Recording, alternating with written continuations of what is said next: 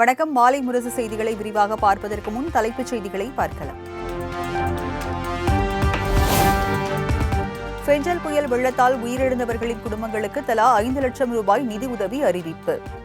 பாதிக்கப்பட்ட குடும்பங்களுக்கு தலா 2000 ரூபாய் நிவாரணம் வழங்க முதலமைச்சர் மு.க.ஸ்டாலின் உத்தரவு.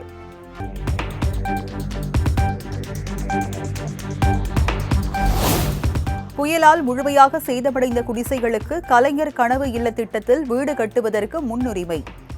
பகுதி சேதமடைந்த குடிசைகளுக்கு தலா 10,000 ரூபாய் வழங்கப்படும் எனவும் முதலமைச்சர் மு.க.ஸ்டாலின் அறிவிப்பு.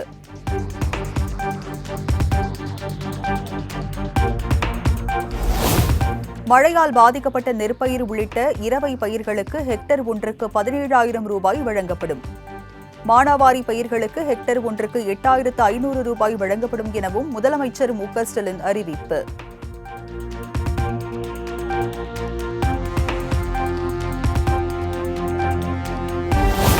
எருது, பசு உள்ளிட்ட கால்நடைகள் உயிரிழப்புக்கு 37,500 ரூபாய் நிவாரணம் வழங்கப்படும். வெள்ளாடு, செம்மறி ஆடு உயிரிழப்புக்கு 4,000 ரூபாய் வழங்கவும் முதலமைச்சர் மு.க.ஸ்டாலின் உத்தரவு.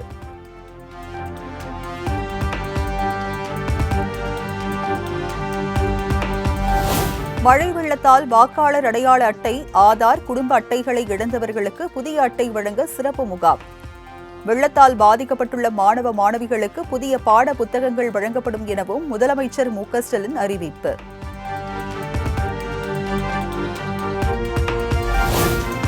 தருமபுரி, கிருஷ்ணகிரி, திருவண்ணாமலை மாவட்டங்களில் பாதிப்புகளை கணக்கிட ஆட்சியர்களுக்கு முதலமைச்சர் உத்தரவு. பாதிப்பு விவரங்களை கணக்கிட்டு அரசுக்கு அனுப்பி வைக்க வேண்டும் எனவும் அறிவுறுத்தல்.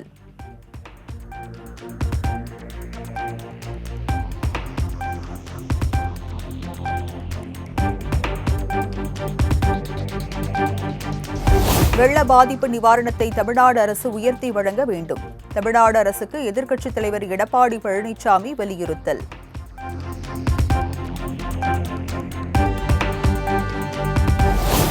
சேலம் மாவட்டத்தில் வெள்ளம் பாதிக்கப்பட்ட பகுதிகளில் எதிர்க்கட்சித் தலைவர் எடப்பாடி பழனிசாமி ஆய்வு. பாதிக்கப்பட்ட பொதுமக்கள் மற்றும் விவசாயிகளை சந்தித்து ஆறுதல்.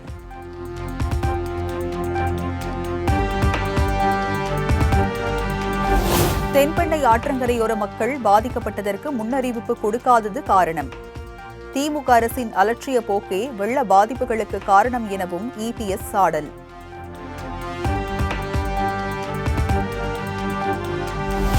ஐந்து முறை முன்னெச்சரிக்கை கொடுத்த பிறகே சாத்தனூர் அணையில் இருந்து தென்பெண்ணை ஆற்றில் தண்ணீர் திறப்பு. எதிர்க்கட்சித் தலைவர் பழனிசாமியின் குற்றச்சாட்டுக்கு நீர்வளத்துறை அமைச்சர் துரைமுருகன் பதிலடி.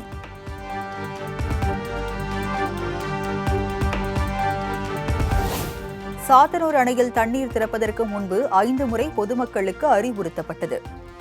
வானிலை மைய அறிவுறுத்தல்களை உடனுக்குடன் செயல்படுத்தியதால் உயிரிழப்புகள் தவிர்க்கப்பட்டதாக அமைச்சர் சேகர் பாபு விளக்கம். நடவடிக்கை தொடர்ந்து எடுத்து வருகின்றோம்.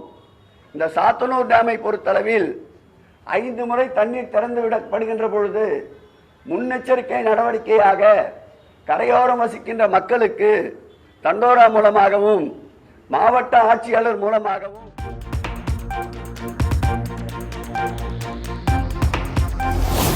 விழுப்புரம் மாவட்டம் அரசூரில் புயலால் பாதிக்கப்பட்ட 5க்கும் மேற்பட்ட கிராம மக்கள் மறியல் போராட்டம். அமைச்சர் பொன்முடி மற்றும் திமுக எம்பி, எம்எல்ஏ மீது சேற்றை அள்ளி வீசி மக்கள் ஆவேசம்.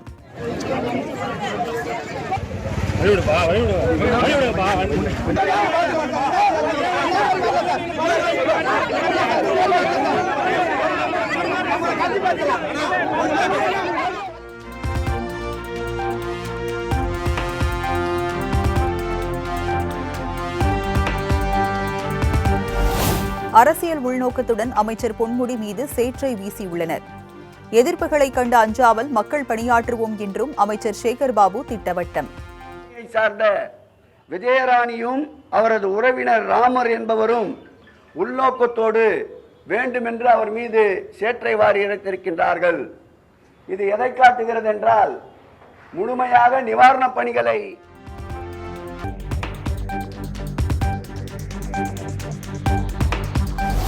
பெஞ்சல் புயல் பாதிப்புகள் குறித்து மாநிலங்களவையில் மதிமுக பொதுச் செயலாளர் வைகோ, திமுக எம்பி அப்துல்லா பேச்சு. புயல் வெள்ள பாதிப்புகளை கணக்கிட்டு மத்திய அரசு உரிய நிவாரண நிதி வழங்க வேண்டும் என கோரிக்கை.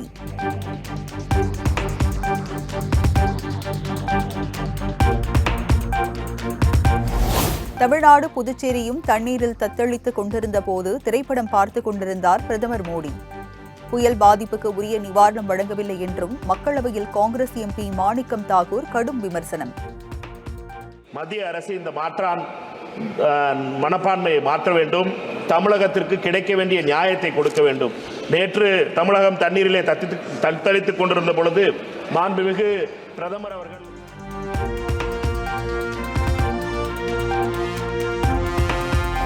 கடலூரில் வெள்ளத்தால் பாதிக்கப்பட்டு முகாம்களில் தங்க வைக்கப்பட்டுள்ள மக்களை சந்தித்து துணை முதலமைச்சர் உதயநிதி ஸ்டாலின் ஆறுதல். பாதிக்கப்பட்ட மக்களுக்கு நிவாரணப் பொருட்களையும் வழங்கினார்.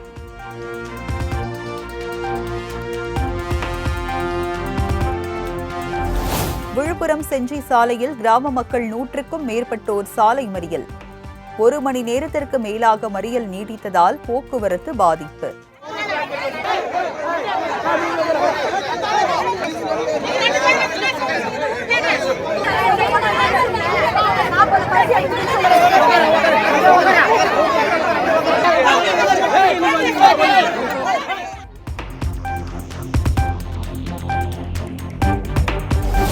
விக்கிரவாண்டிக்கு தேவையான உரிய நிவாரணத்தை பெற்றுத் தருவேன். நிவாரணம் கோரி போராட்டம் நடத்திய கிராம மக்கள் முன்னிலையில் எம்எல்ஏ அன்னியூர் சிவா சத்தியம்.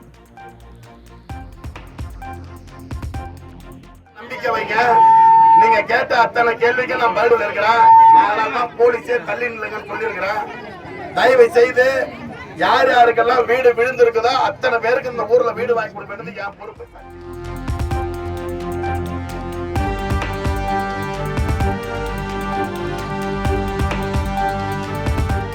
விழுப்புரம் மாவட்டத்தில் உள்ள கிராமங்களுக்கு படிப்படியாக மின் விநியோகம் வழங்கப்படும். செஞ்சியில் வெள்ள மீட்பு பணிகளை ஆய்வு செய்த அமைச்சர் செந்தில் பாலாஜி உறுதி.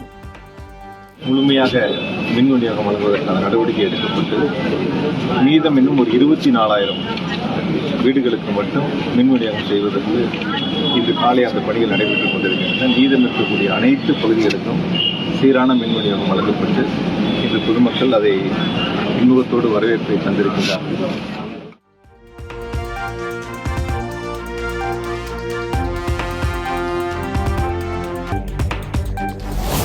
மழை வெள்ளத்தால் பாதிக்கப்பட்டவர்களுக்கு தமிழக வெற்றி கழகம் சார்பில் நிவாரண உதவி. சென்னை பனையூரில் டிபி சத்திரம் பகுதி மக்களுக்கு அரிசி, பருப்பு உள்ளிட்ட மளிகை பொருட்களை வழங்கினார் விஜய்.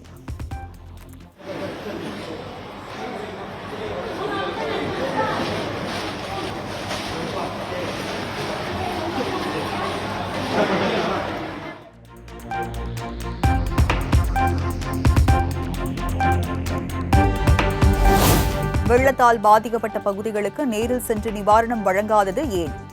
வீட்டுக்கு வந்து நிவாரண உதவி வழங்கியிருந்தால் இப்படி அமர்ந்து பேசி இருக்க முடியாது என நடிகர் விஜய் விளக்கம்.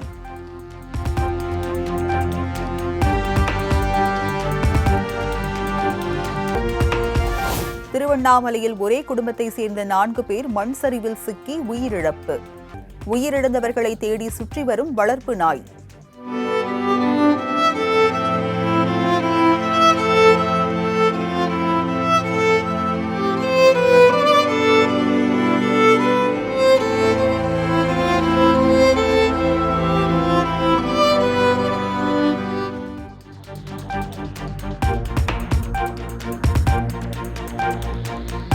திருவண்ணாமலை நிலச்சரிவில் 7 பேர் புதையுண்ட சம்பவம்.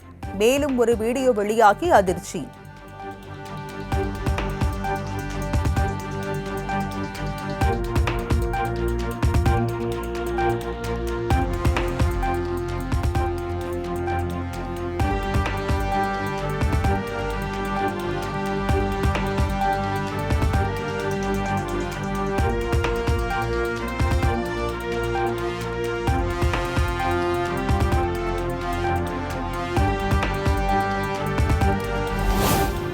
சேலம் மாவட்டம் மேச்சேரி தொப்பை ஆற்றில் சிக்கிய இளைஞர் பத்திரமாக மீட்பு.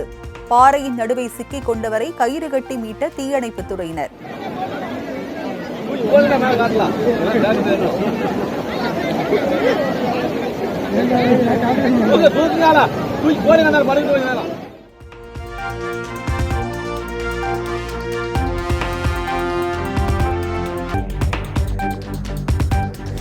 கடலூர் மாவட்டம் நெல்லிக்குப்பம் பகுதியில் வீடுகளுக்குள் தண்ணீர் புகுந்தால் மக்கள் ஆவேசம்.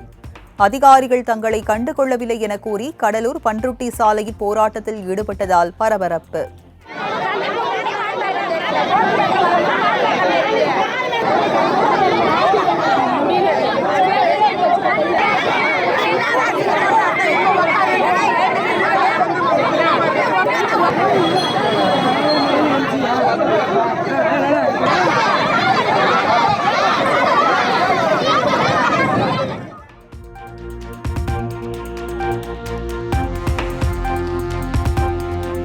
கள்ளக்குறிச்சி மாவட்டத்தில் தொடர் கனமழையால் சுமார் 20,000 ஏக்கர் விளைநிலங்கள் சேதம். 371 வீடுகளின் சுவர் இடிந்துள்ளதாகவும் 60 கால்நடைகள் உயிரிழந்துள்ளதாகவும் தகவல்.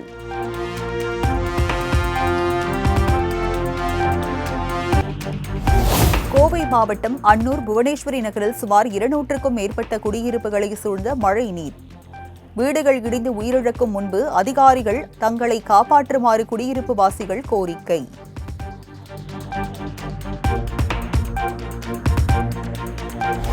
புதுச்சேரியில் மணப்பட்டை ஏரி உடைந்து ஊருக்குள் புகுந்த வெள்ள நீர். புதுச்சேரி கடலூர் சாலையை வெள்ள நீர் சூழ்ந்துள்ளதால் போக்குவரத்து பாதிப்பு.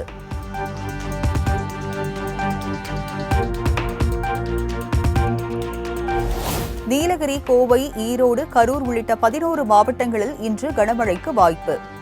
நாளை முதல் வரும் 9ஆம் தேதி வரை தமிழ்நாடு மற்றும் புதுச்சேரியில் மிதமான மழை பெய்யக்கூடும் எனவும் வானிலை ஆய்வு மையம் தகவல்.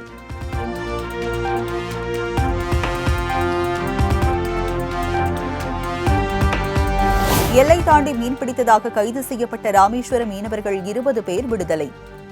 படகு ஓட்டுநர்கள் 3 பேருக்கு மீண்டும் சிறை தண்டனை வழங்கி இலங்கை நீதிமன்றம் தீர்ப்பு.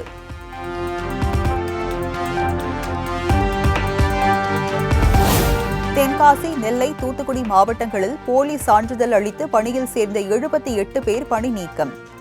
மாற்றுத்திறனாளி என போலி சான்றிதழ் அளித்து சேர்ந்ததாக எழுந்த புகாரில் அதிகாரிகள் நடவடிக்கை.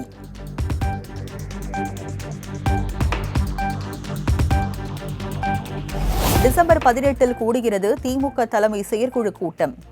கட்சியின் ஆக்கப்பூர்வ பணிகள் குறித்து ஆலோசிக்க உள்ளதாக பொதுச் செயலாளர் துரைமுருகன் அறிவிப்பு.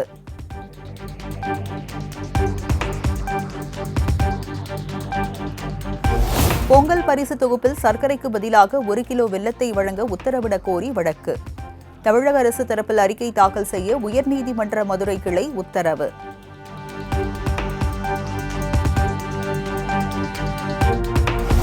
மாஞ்சோலை தேயிலை தோட்டத்தை டான்டே நிறுவனம் ஏற்று நடத்த கோரிய வழக்குகள் தள்ளுபடி.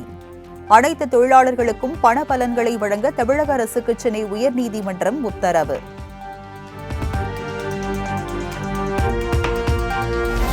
தூத்துக்குடி அருகே பட்டப்பகலில் இளைஞர் வெட்டி படுகொலை. வீட்டின் முன்பு நின்று கொண்டிருந்த போது 4 பேர் கொண்ட கும்பல் வெறிச்செயல்.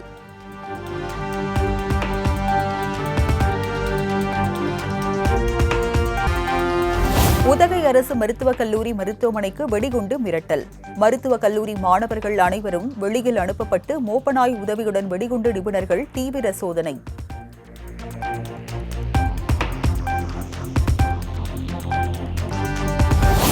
மெத்தபெட்டமைன் போதைப்பொருள் கடத்தல் வழக்கில் தொடர்புடைய என்சிபி காவலர் ஆனந்த் கைது. சென்னை அசோக் நகரை சேர்ந்த காவலர் ஜேம்ஸ் ஏற்கனவே கைது செய்யப்பட்ட நிலையில் மேலும் ஒரு காவலர் பிடிபட்டார்.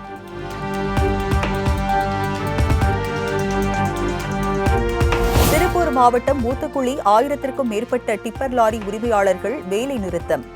எம்சாண்ட் ஜல்லி கற்கள் விலையேற்றத்தை குறைக்க வேண்டும் என வலியுறுத்தல்.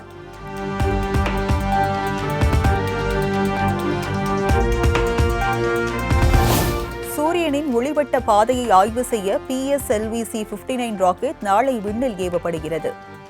25 மணி நேர கவுண்டவுன் இன்று பிற்பகல் தொடங்கியது.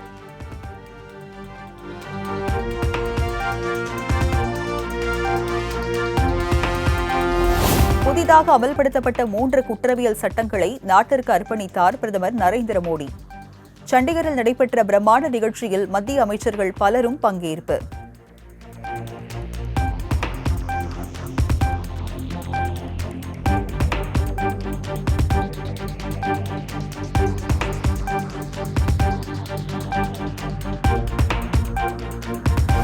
அரசியலமைப்பின் லட்சியங்களை நாட்டு மக்கள் அனைவருக்கும் கொண்டு சேர்க்கவே புதிய குற்றவியல் சட்டங்கள் அமல்.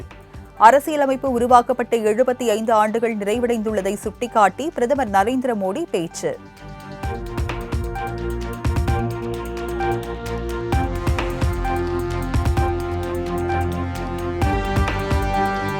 உத்தரப்பிரதேச மாநிலம் சம்பால் வன்முறை நிகழ்வு சமய நல்லிணக்கத்தை குலைக்கும் நோக்கில் திட்டமிட்டப்பட சதி.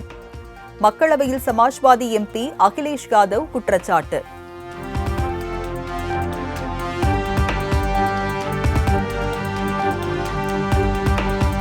தாஜ்மஹாலை தகர்க்கப் போவதாக உத்தரப்பிரதேச சுற்றுலாத்துறைக்கு மிரட்டல் விடுக்கப்பட்டதால் பரபரப்பு. மோப்பனாய் உதவியுடன் மேற்கொள்ளப்பட்ட சோதனையில் வெடிகுண்டு மிரட்டல் புரளி என அதிகாரிகள் தகவல்.